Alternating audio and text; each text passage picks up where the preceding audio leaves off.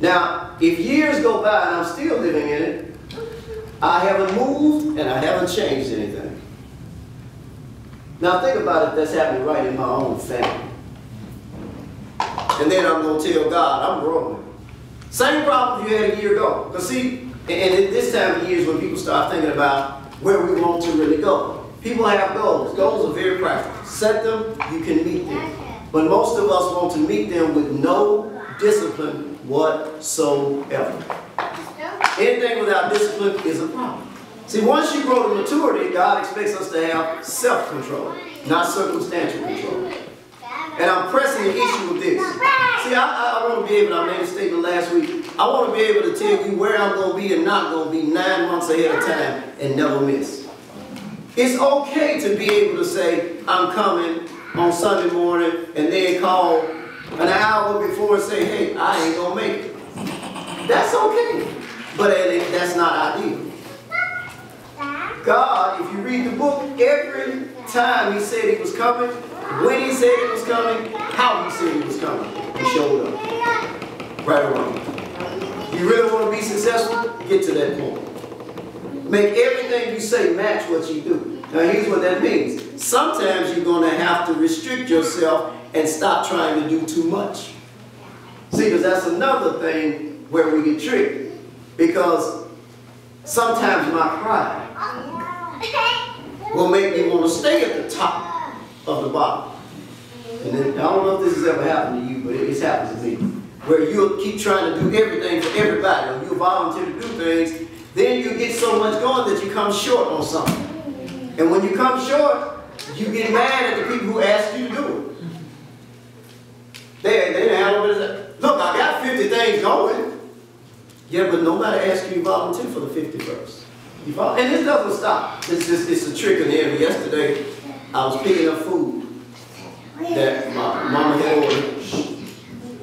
And Mel was supposed to do it. But anyway, she asked me what I do. I went and got it. Well, when I went and got it, they didn't get the order quite right. And on the way back, you know, and then I lost the receipt I had and all that. It worked out fine, but here's what was going on in my head. And I want y'all to learn to understand what's going on inside of you, because that's where God determines whether you're growing or not. You follow me? Because that's what determines whether you're mature. Your maturity is based on your thinking and whether you're able to claim responsibility for the choices you made or not. So they get the order and I start heading back and they don't have everything. And then I come find my receipt. And what's going on in my head is, see, you had a lot of stuff to do anyway. You got a lot on your mind. And I have to, the devil is a lie. Because all I need to do is be enough in control of myself that if I know I had that much on my mind, why would I agree to do something else?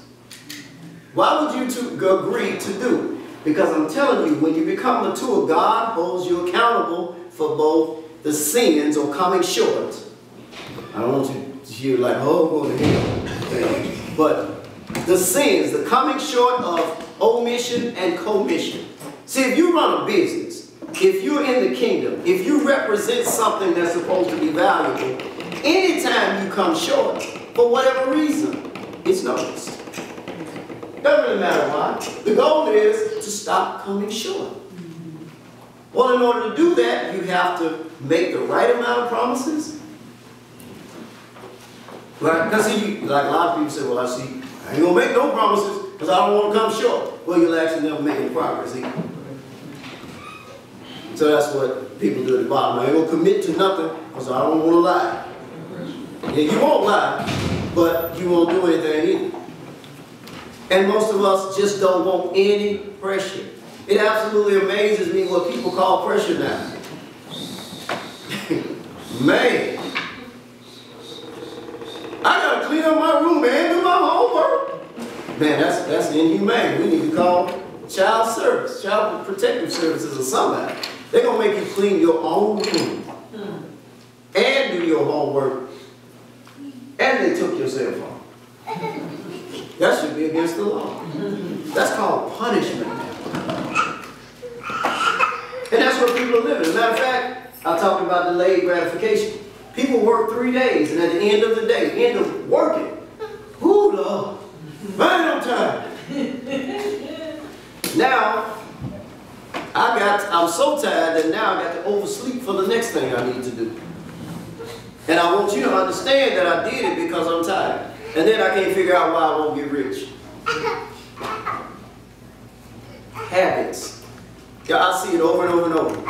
I watch people go from making $10,000 to $30,000 to $60,000 to $100,000, only to pretty much live the same way. They spend $10,000 as fast, they spend $30,000 as fast as they spent 10. 60 faster than they spent 30. And God forbid they get 100, they're gonna spend 100.